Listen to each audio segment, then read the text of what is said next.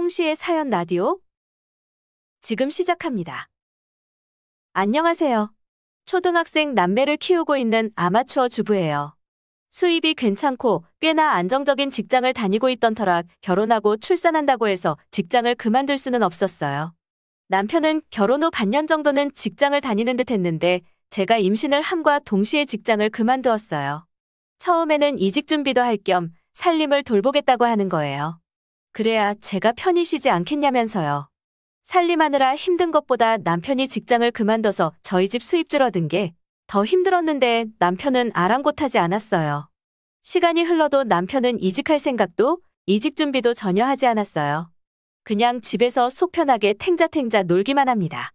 이직을 하긴 할 건지, 이직 생각이 있긴 한 건지, 앞으로 어떻게 할 거냐고 처음엔 많이 물어봤어요. 하지만 물어볼 때마다 짜증을 내서 다툼만 반복되었어요. 그래도 시간이 지나면 뭐라도 하겠지 싶었는데 정말이지 집에서 나갈 생각도 안 하고 정말 아무것도 안 하고 지내요. 고집도 센데 자존심은 더 세서 더 이상 물어볼 생각도 안 했어요. 그렇게 7년이라는 시간이 흘렀죠. 직장이 없으니 수입도 없었고 당연히 저한테 주는 생활비도 없었습니다. 심지어 결혼하고 반년 동안 직장 생활하는 사이에도 단 한 번도 생활비를 받아본 적이 없었어요.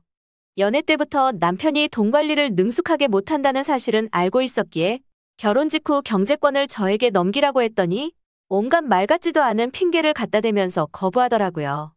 그래서 처음엔 결혼 전에 나 몰래 받은 대출이라도 있는 건지 싶어서 물어봤어요.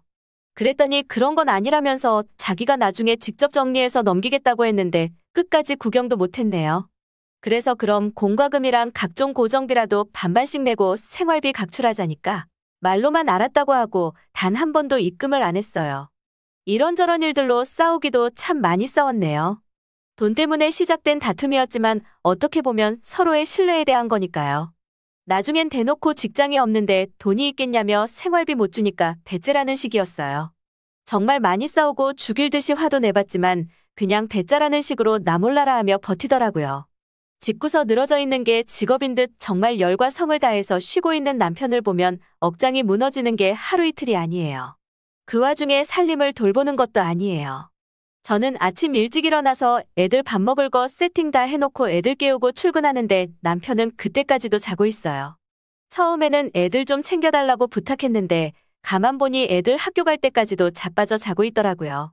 그러면서 오히려 살림시키려면 생활비 내놓으라며 큰소리쳐요. 강도도 이런 강도가 없어요. 애들 챙기는 건 고사하고 점심때 되면 먹을 거 없냐고 전화합니다. 화 안 내려고 침착하게 냉장고에 뭐뭐 있으니까 꺼내 먹으라고 해도 결국 집에 와서 보면 스팸만 구워 처먹어요. 그나마 유일하게 하는 건 분리수거예요. 평일낮에 해야 하는 거는 죽었다 깨나도 안 하려고 해요. 백수인 거 사람들이 알아볼까 봐요. 분리수거는 일요일이니까 하는 거예요. 같은 동사는 아주머니가 엘리베이터 한번 같이 탔다가 남편이 분리수거도 해준다고 자상한 남편이라고 얘기해줬더니 그것만 잘하네요. 시어머니도 나빠요. 남편이 백수인 거 모를 리가 없어요. 시댁은 평일에도 뻔질나게 드나드는데 모르면 오히려 이상하죠. 하지만 시어머니는 시침이 뚝 떼고 저한테 한 번을 티를 안 내세요. 가만 보면 남편은 편하게 먹고 살려는 심보로 저랑 결혼한 것 같아요. 새벽부터 일어나서 출근 준비에 애들 밥 챙겨주고 일은 일대로 바쁘고 퇴근하고 오면 또 할 일이 있어요.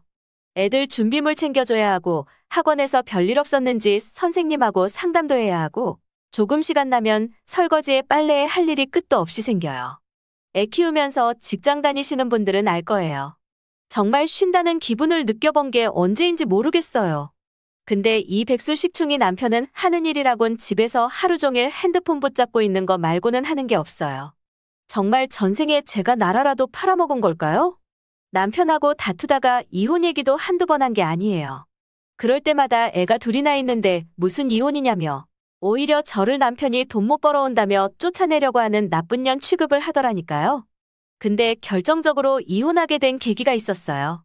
동서한테서 연락이 왔는데 저희 남편이 어머님께 드리는 생활비 때문에 어머님이 시동생한테 항상 비교하고 잔소리를 하신다는 거예요.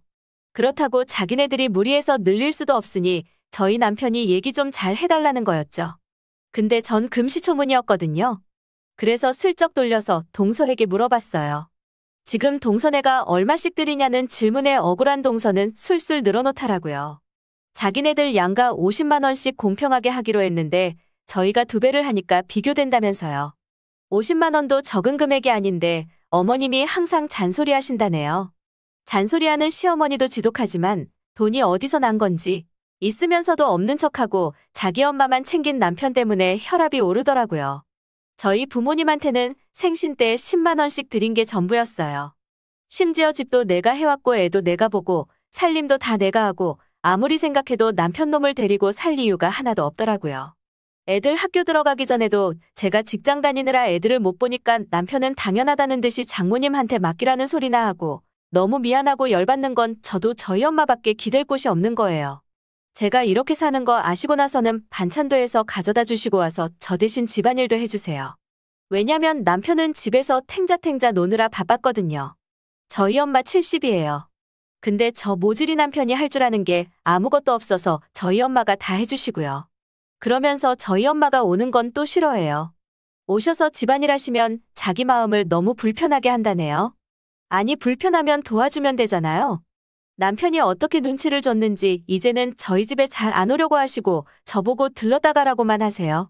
정말 한창 커가는 애들 생각해서라도 쓰레기 같은 남편 어떻게 해서든 데리고 있으려고 했는데 저도 사람인지라 더 이상은 못 참겠더라고요. 시어머니는 저희 애들 한 번도 봐주신 적도 없고 저희 집 와서 하다못해 밥상 한 번 차려준 적도 없어요. 근데 매달 100이라뇨. 정신 차리고 생각해보니 저 혼자만 아둥바둥하면서 버티고 있었네요. 저 혼자 벌어서 어떻게 해서든 살아보려고 발버둥을 쳤는데 그런 저를 보면 남편은 무슨 생각을 했을까요? 생각이나 했을까요? 그렇게 며칠 동안 넋이 나가서 회사를 다니고 있었어요. 근데 뜬금없이 신우이한테 전화가 온 거예요. 무슨 일인가 하고 받아보니 저보고 대뜸 회사 다니는 게 벼슬이냐는 거예요. 그게 무슨 소리냐니까 아무리 회사를 다녀도 그렇지.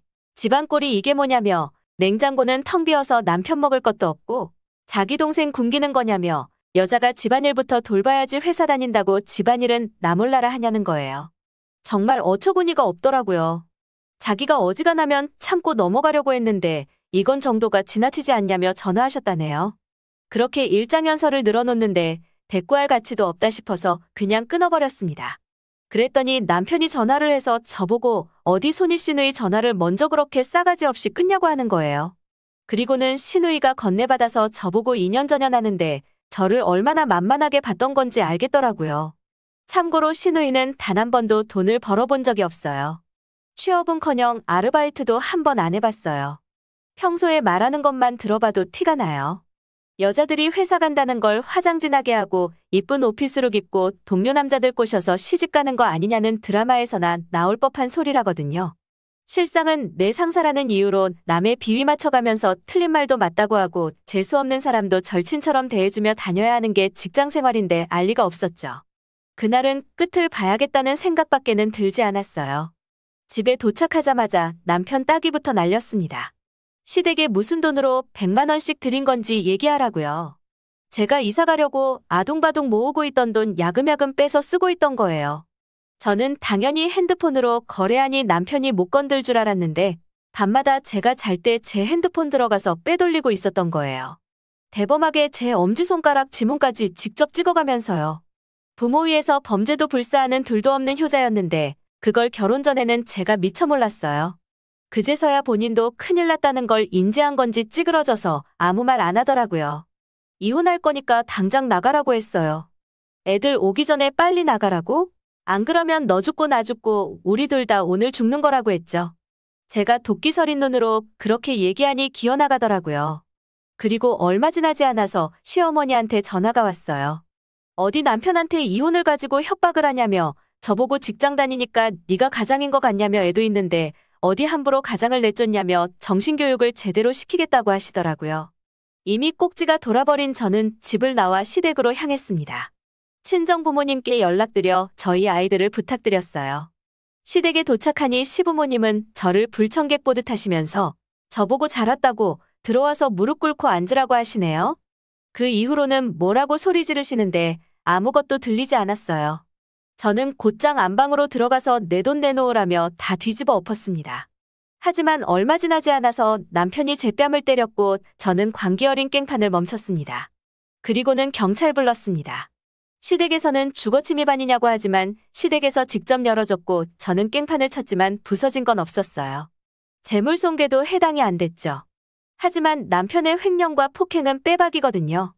재밌는 건 시부모님도 다 알고 받아놓고 자기들은 전혀 몰랐다며 아들이 주니까 받은 거지.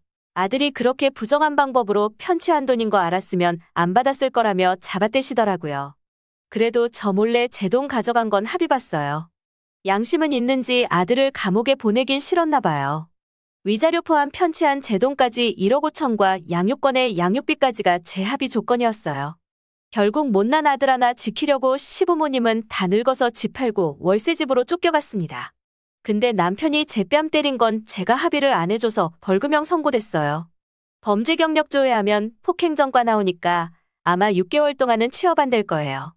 과연 다 늙은 시부모가 생활비를 벌어올지, 사회 경험 없는 철부지 시누이가 생활비를 벌어올지 궁금하네요. 동서는 그래도 저랑 나름 친했어서 제가 미리 귀띔해줬거든요. 조만간 손 벌리려고 연락 올 거니까 잘 피하라고요. 아니나 다를까 전화 안 받으니 카톡이고 전화고 시댁 식구들이 돌아가면서 돈 달라고 난리라네요. 지금은 남편 짐 다 치워버리고 친정엄마 모시고 같이 살고 있어요. 그나마 다행히도 어른스러운 우리 아이들이 부모님 이혼에 충격받지 않고 받아들여줘서 미안하면서도 너무 고맙네요. 그동안 있으나 마나한 짐작 남편 치워버렸으니 이제 새로운 마음으로 더 열심히 살아보려고요. 홍시의 사연 라디오? 오늘 이야기 여기까지입니다. 재미있게 들으셨다면 구독과 좋아요 부탁드립니다.